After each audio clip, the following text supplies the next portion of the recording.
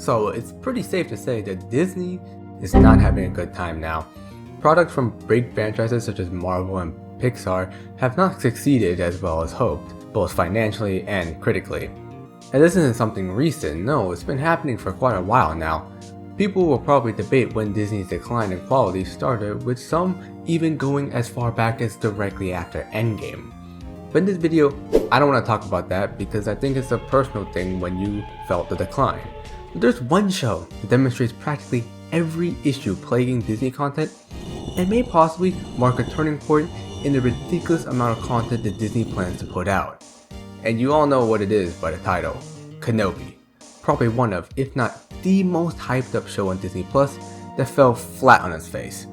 You had a few people loving it, but the majority seemed to not really like it that much. And sure, is it the worst thing in the world? No, not really. But this show just makes so many dumb and stupid mistakes, which are all ones that Disney as a whole struggles with. So I think examining this is the perfect way for us to really see why Disney is failing recently. So let's do just that.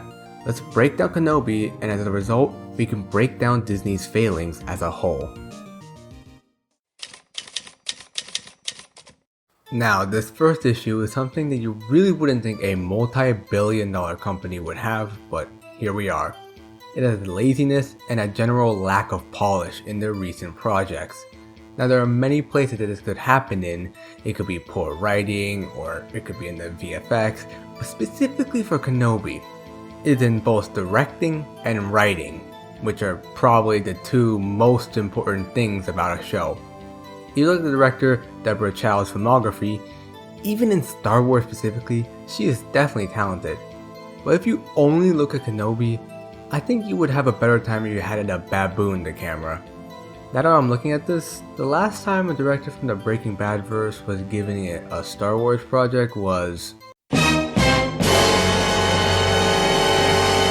So, I guess the lesson to be learned is, if you directed Breaking Bad or Better Call Saul, you're probably very talented, but just stay away from Star Wars. Besides the obviously terrible Leia chase scenes, there are so many absolutely baffling decisions, such as this up top shot over the gate that shows that anyone could just walk around it. In all the fight scenes, the cameraman is having a seizure, so the camera is always shaking. And episode 4, oh my god, episode 4. Lazy choreography, dumb plot conveniences, and whatever this was. And personally, why did the two lightsaber fight scenes take place in the dark? I thought the first fight scene was in the dark. You later had the rematch be in the light to show Obi-Wan getting his strength back and facing him in open daylight. But no, that's not what happens.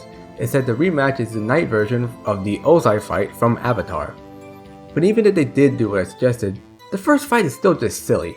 I get to trying to make Vader like a horror movie villain, but they use darkness as an excuse for Vader to just magically appear wherever he wants. But the Vader scene from Rogue One is so much more scarier. It's claustrophobic, we get a clear sense that rebels have nowhere to run, and it's terrifying. Or how about an example closer to the Kenobi scene? In a scene in Alien, the character Dallas is trying to hunt the Xenomorph, while his crew has a radar showing the position of the Xenomorph getting closer and closer to Dallas. We can see that impending doom is going to come because the radar gives us a rough position of where the alien is, but neither Dallas nor us as the audience knows where it will come from or how it will happen. Jump back to Kenobi with everything being pitch black and Vader having a stack of ender pearls makes for barely any tension. It's like a jump scare without the build up. Luckily the second fight isn't trying to do that, but I still can't get over the location choice. Your planet could have literally been any type of planet you wanted, and you chose this? This is so boring. Personally, I would have loved to see a snow planet. We haven't had many snow duels, especially in live action, well, except for that one in Force Awakens, but that movie tends to slip people's minds, especially mine. Also, it would have been a juxtaposition to their previous fight, where that was set in blazing heat. The rematch is in a frigid tundra, possibly representing a new era, a theme the show tries to push in later episodes. But nope, we have this rock planet that probably shouldn't even have oxygen on it. Now, is this a problem strictly to Kenobi?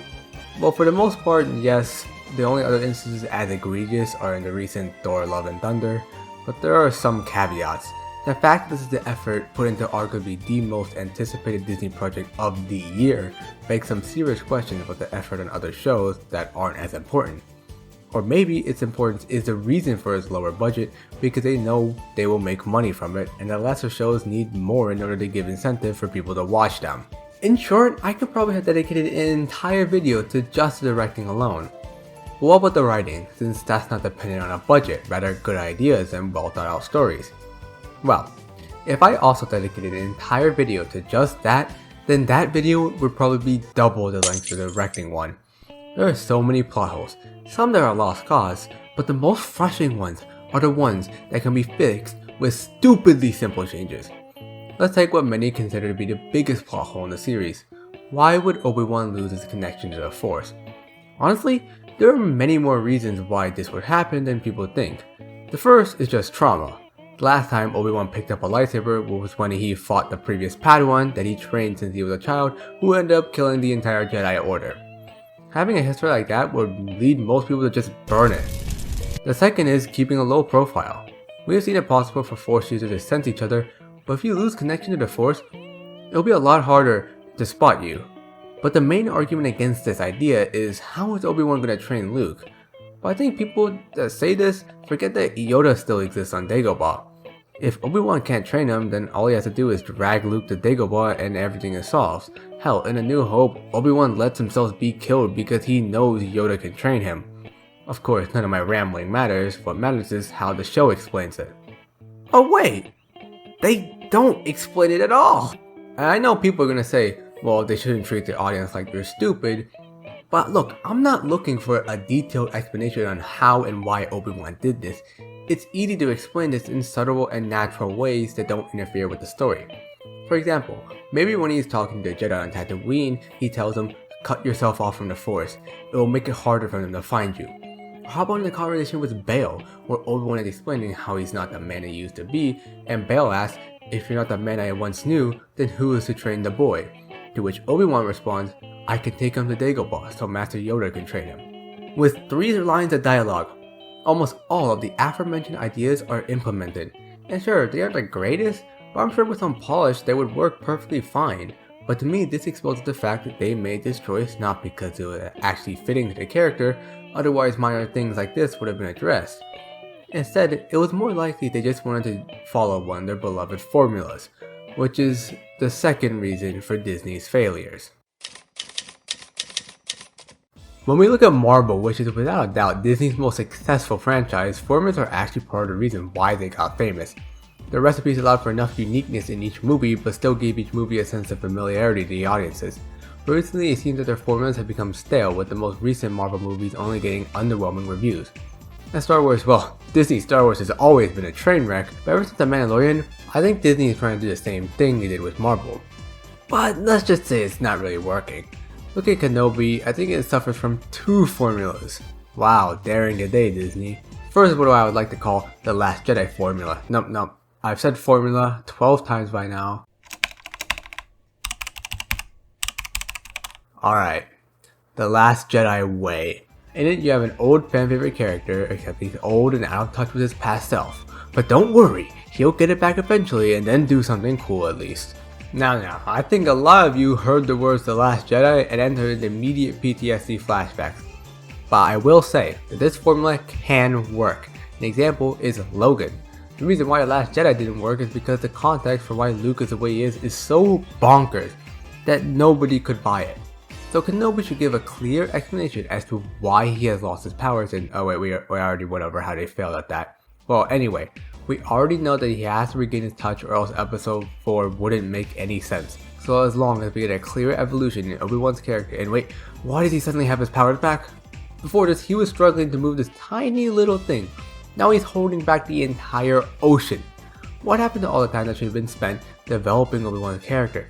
Showing him progress from episode 3 Obi-Wan to episode 4. Oh wait, apparently Disney's little cheat sheet seemed to not add up because here is where we dive into the next formula on Disney's mind, which I like to call the Last of Us syndrome.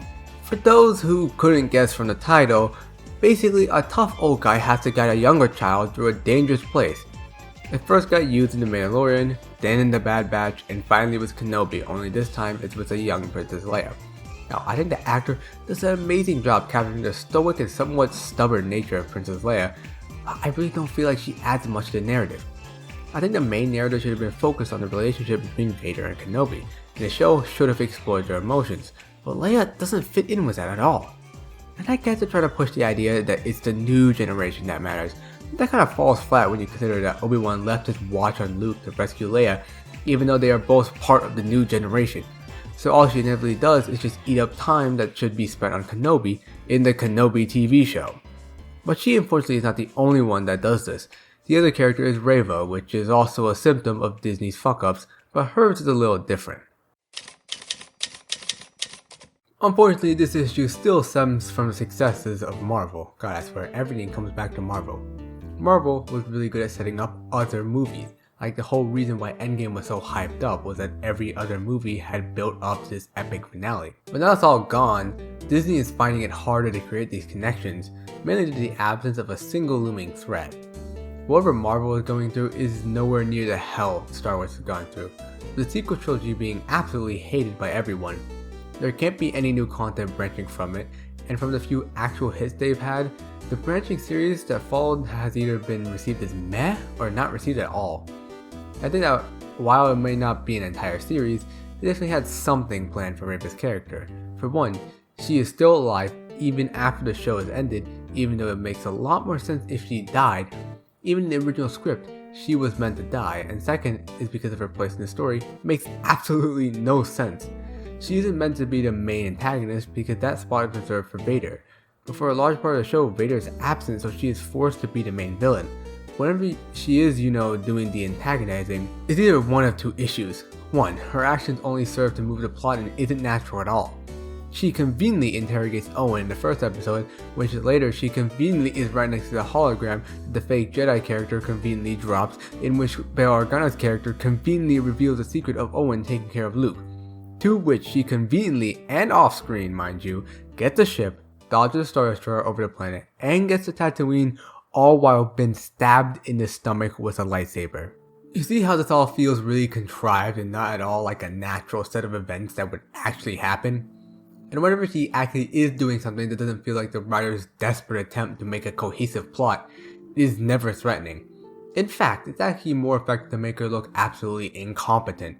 Take episode 4, where she interrogates 8-year-old Princess Leia about where the rebel base is, which I don't even think Leia knows where it is. The show acts like she does, but I don't remember a single time where they told her where she was going. What's worse is that Reva literally killed the pilot that knew where they were going. If it couldn't get any worse, throughout most of the scene, Leia never cracks or even shows signs of fear until she's literally about to be tortured.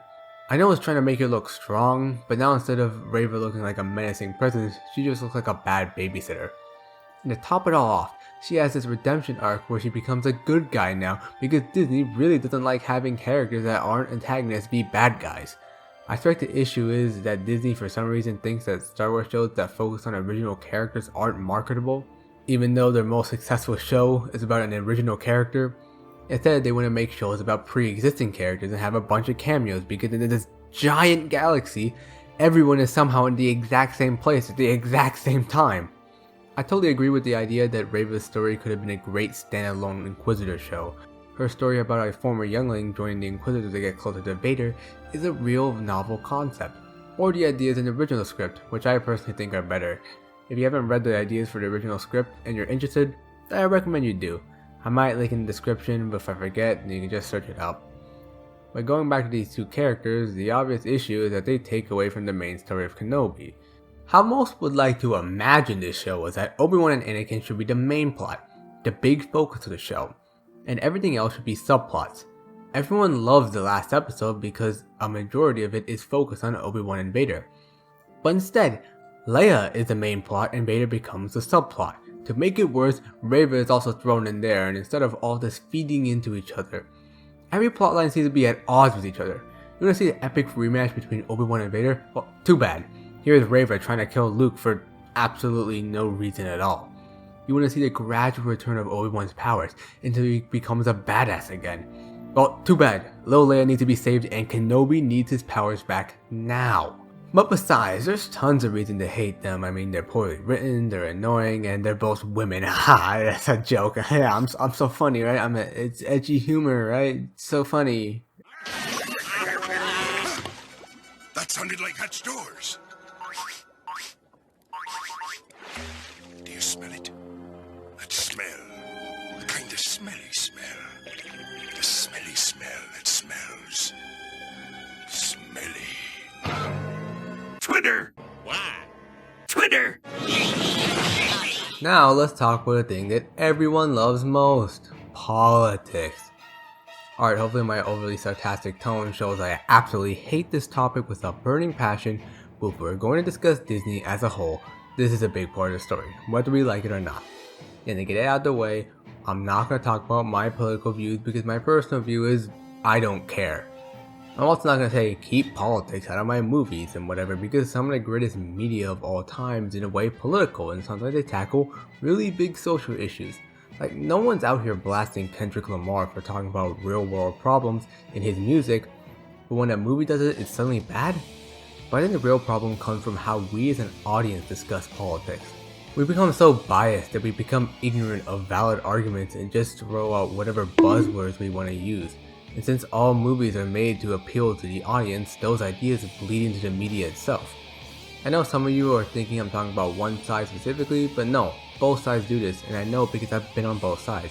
So while all of us non-political people are trying not to lose our brain cells, Disney loves these middle school level debates. When you're writing a theme that is inherently political or philosophical for that matter, my general rule of thumb is that you should frame it as a question for the audience. Showing a problem in society but not giving a definitive answer to that problem is so much more powerful than simply showing a problem and then just giving a solution. But Disney doesn't do that. Instead, they make statements, cold, hard statements that are not only simple, but designed to make one side, the left, happy, and the other side, the right, mad. And this creates the best way to get people's attention. Controversy.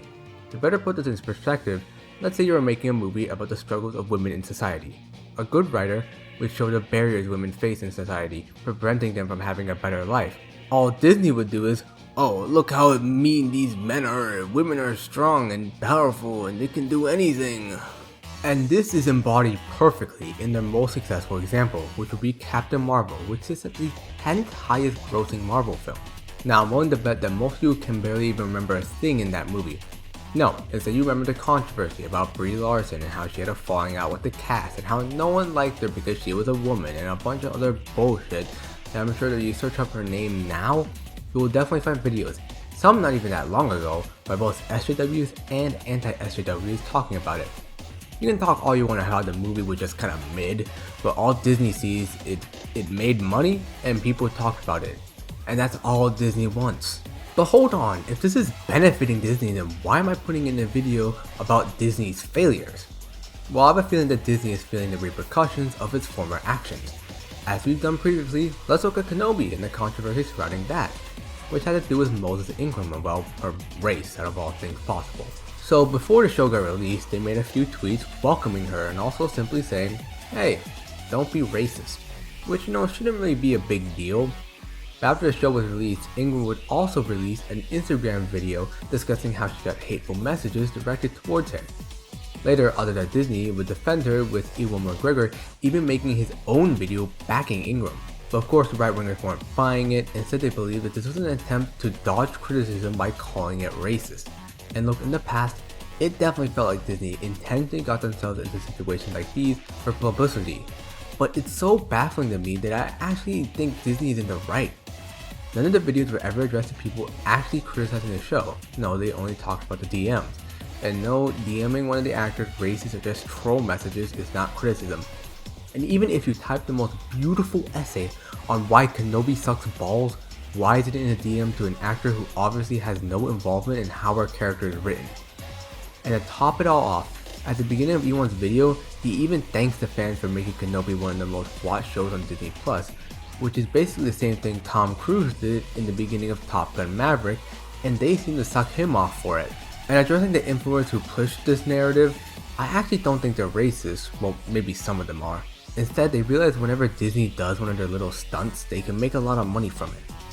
But even when Disney actually tries to stop this, they still find a way to twist it into a narrative that makes Disney look bad and their fan bases, being the brainwashed zombies they are, eat it all up.